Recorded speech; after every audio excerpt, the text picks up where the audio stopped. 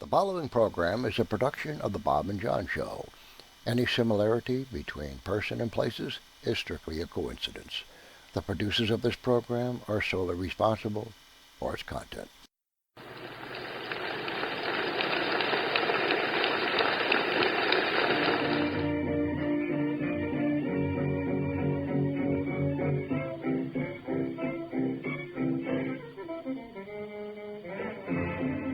It's now time for the Sudsy Wudsy Show, brought to you by Sudsy Wudsy. Sudsy Wudsy. It's an all-purpose cleaner. It's a car wash. It's a bubble bath. Yes, it's Sudsy Wudsy. Sudsy Wudsy now proudly presents The Adventures of Jimmy Ballpoint, Private Investigator. Ear, eyes, and nose. The complete package. Jimmy Ballpoint.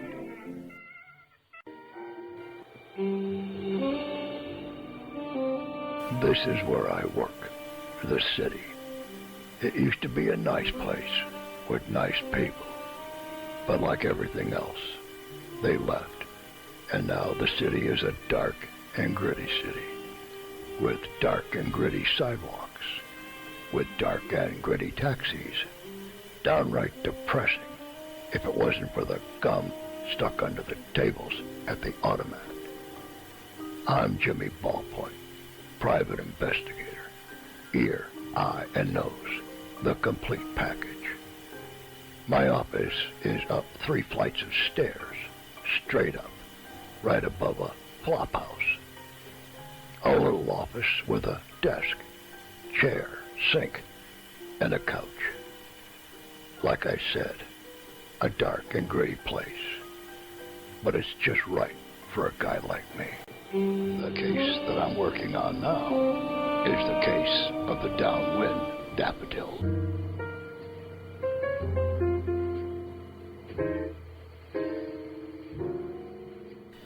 Angels was a place that a mug like me could understand. A loser surrounded by losers. I was playing one of Angel's punch boards.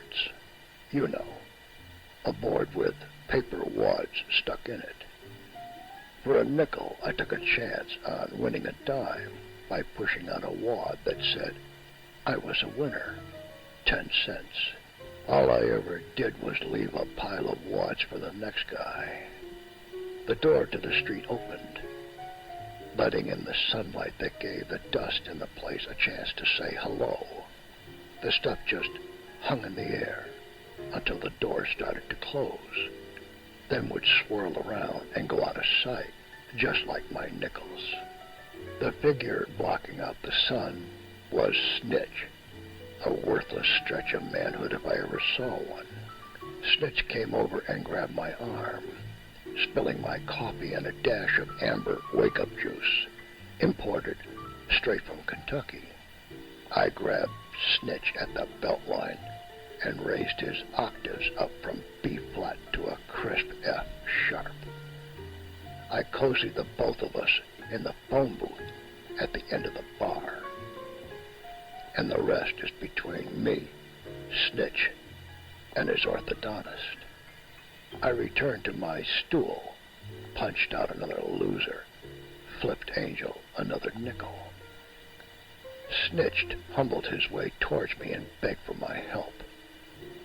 He was into the ponies big time, even bigger to Old Man Pierogi for 1,000 clams.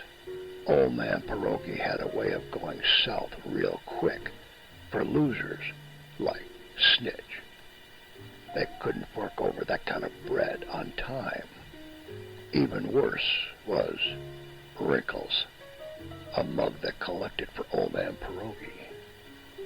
Wrinkles drove around in an old beat-up heap that used to be a hearse.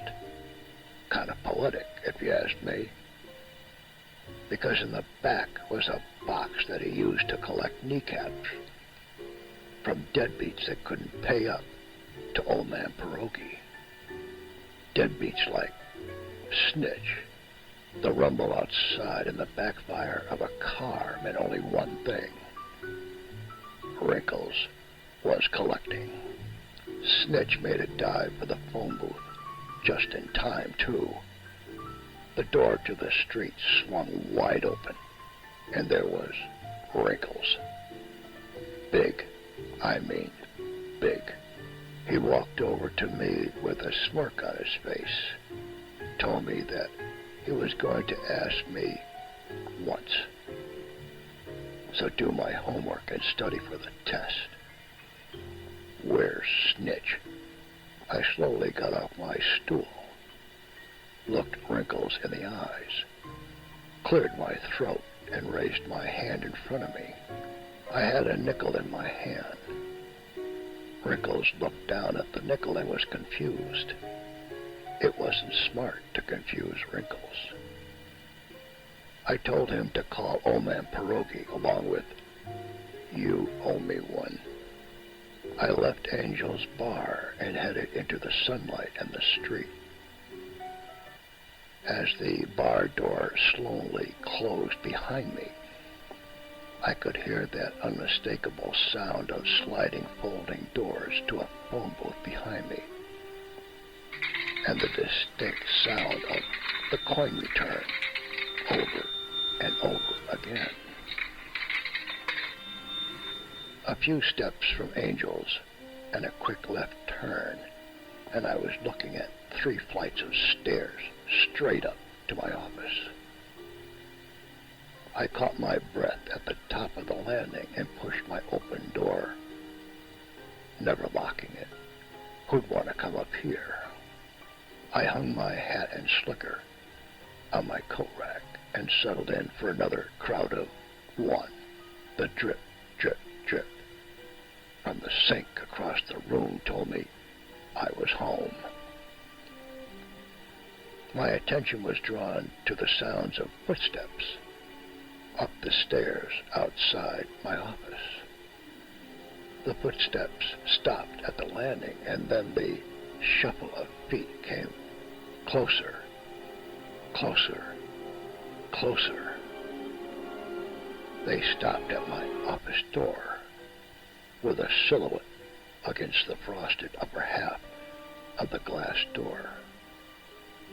I couldn't make out the facial features. I didn't have to. The frosted glass told me the silhouette was a dame, a classy dame at that. I didn't need details. I'd fill those in myself. The handle of my office door turned slowly, deliberately. The door opened with caution. I opened the top right-hand drawer of my desk and took out my stub nose 38, just in case the dame wanted to play rough.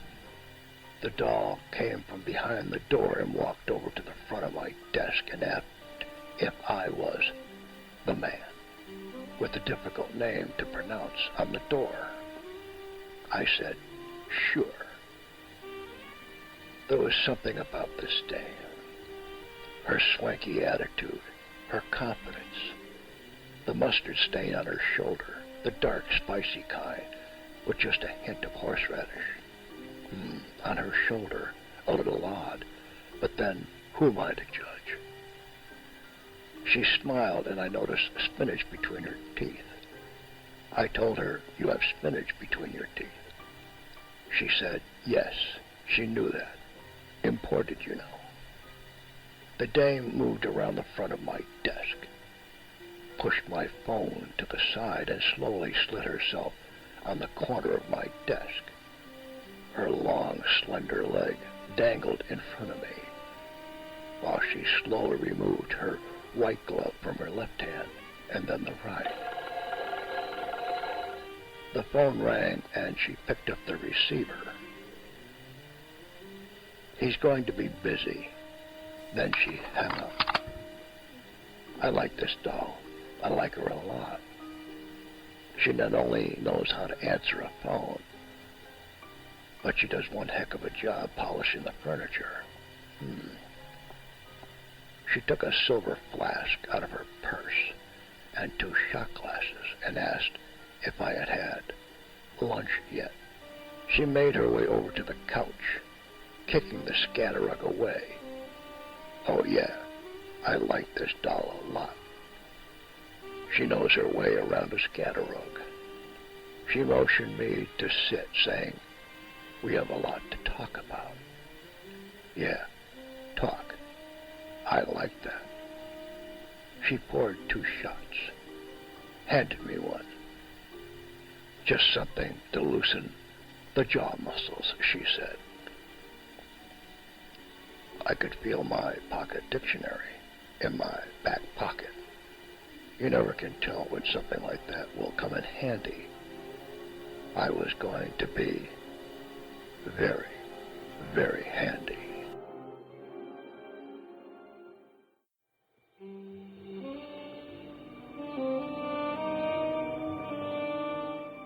The dame and I exchanged small talk, the reason for her visit.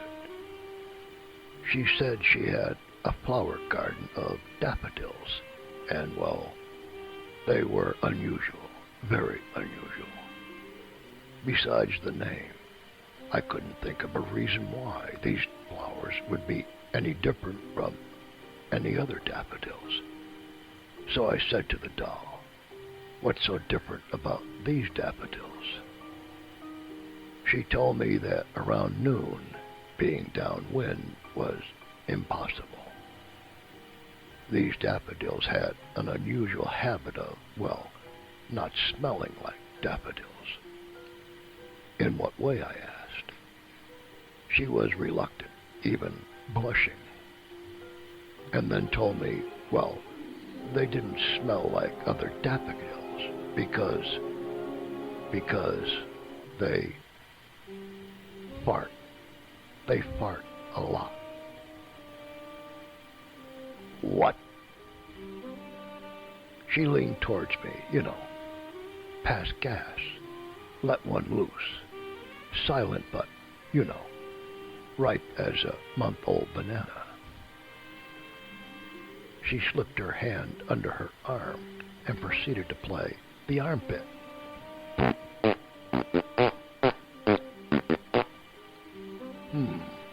I think I understand. Unusual, but then, here in my office, me, unusual? Why, the thought never crossed my mind. She said the gardener used to work for the government.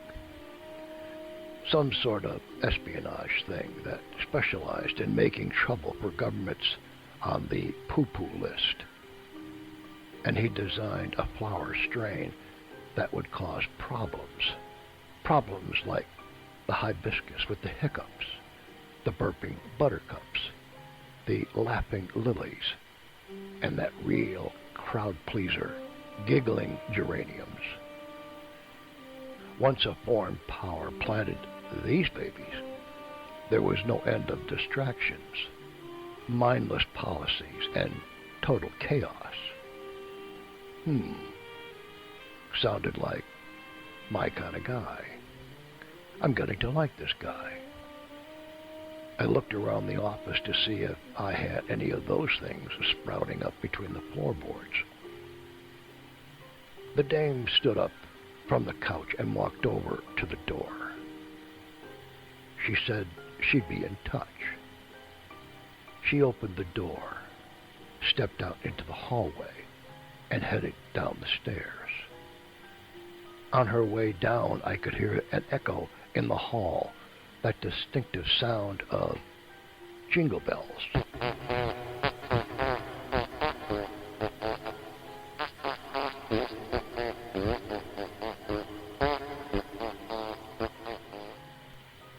Oh yeah, this is one classy dame.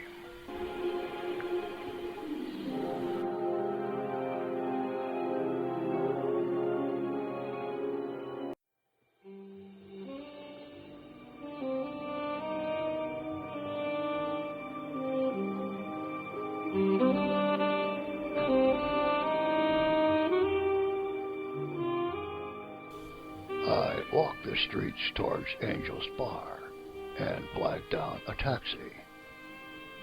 I caught the eye of a taxi across the street. It turned around and stopped to let me in. I opened the back door and stopped cold. It was Danny Morbid. Of all the taxis I had to flag down in this crummy city, it had to be Danny Morbid. I got in and Danny was his old cheery self. He told me how his pet scorpion died, how his next-door neighbor started the roofing on his house and ran out of roof. His sink backed up, how the trash collectors picked up his barrels but left the trash. Yeah, like I said, just my luck. We drove to the upper half of the city, you know, where the upper half lives. Nice houses, plenty of domestic help, but never lives there. By the time we got to the dame's house, Danny Morbid had covered the high diving form of the Lemmings to the passenger list of the Titanic. I stepped out of the cab and flipped Danny a sawbuck. I turned and walked along a brick sidewalk, flanked on either side by elegant flowers. Those must be the laughing lilies, and those must be the burping buttercups, and the giggling geraniums, and there are the daffodils. In front of this joint was a huge front porch with 4 pillars, finished off with marble steps, with 2 terracotta planters with fanning ferns at both ends, and unexpectedly a broken water can. I knocked on one of the large double doors that had a lion's head with a ring in its choppers.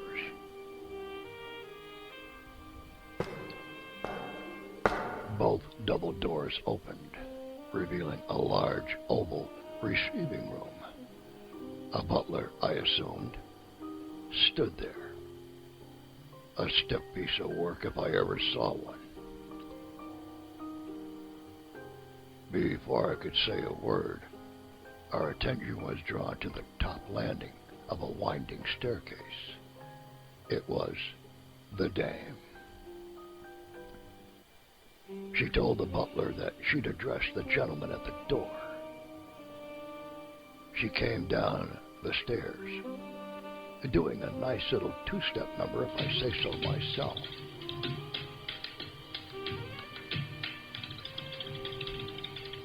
I couldn't help but think that the gravitational pull must be strong with this one.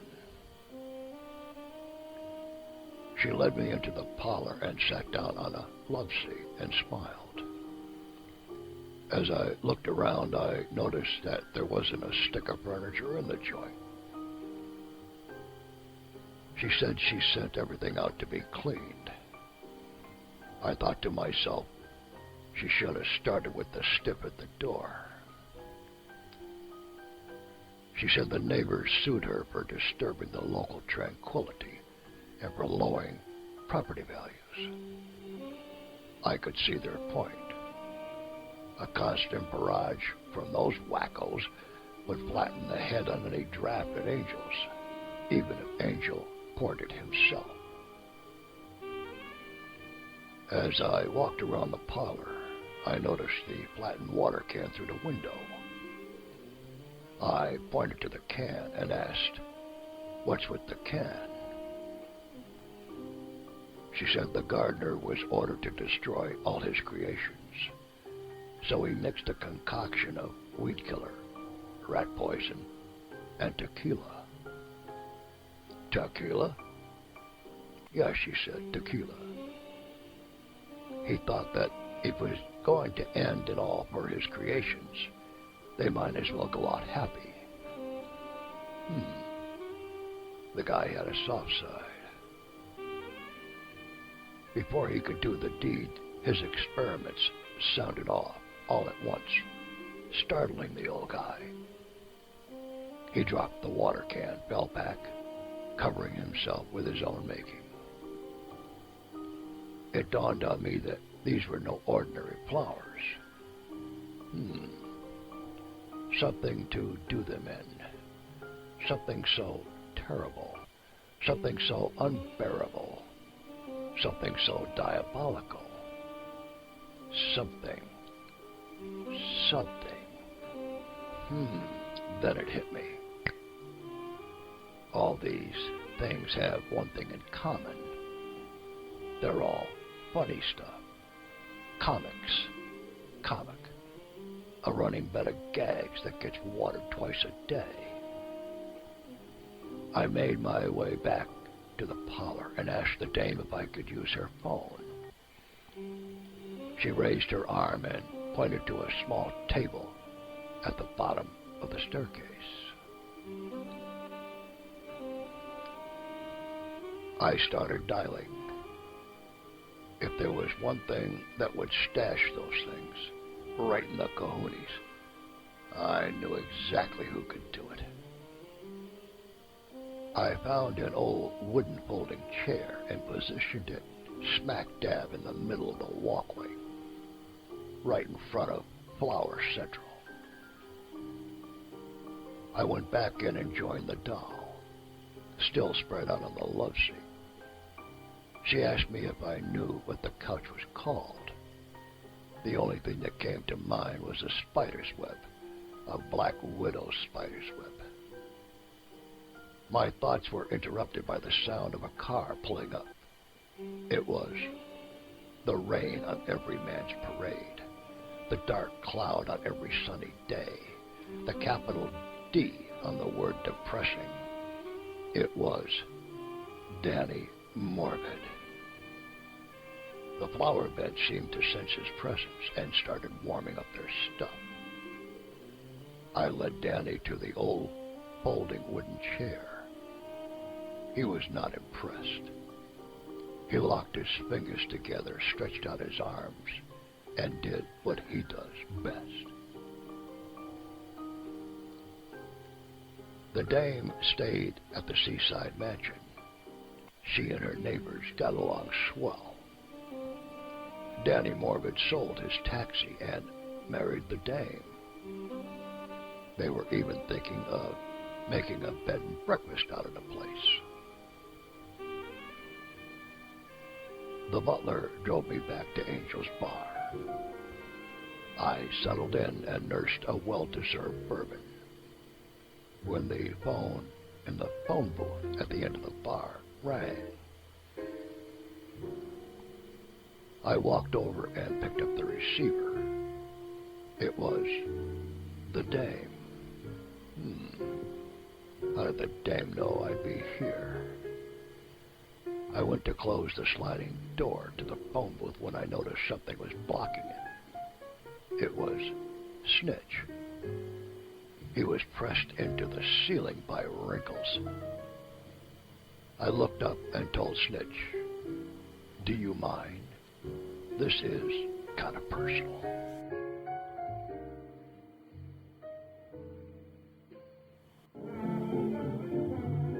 Well, folks, that concludes another episode of Jimmy Ballpoint, Private Investigator, brought to you by Sudsy Wudsy, that all-purpose cleaner. Keep your radio dial on this station for next week's Jimmy Ballpoint, Private Investigator. Ear, eye, nose, the complete package.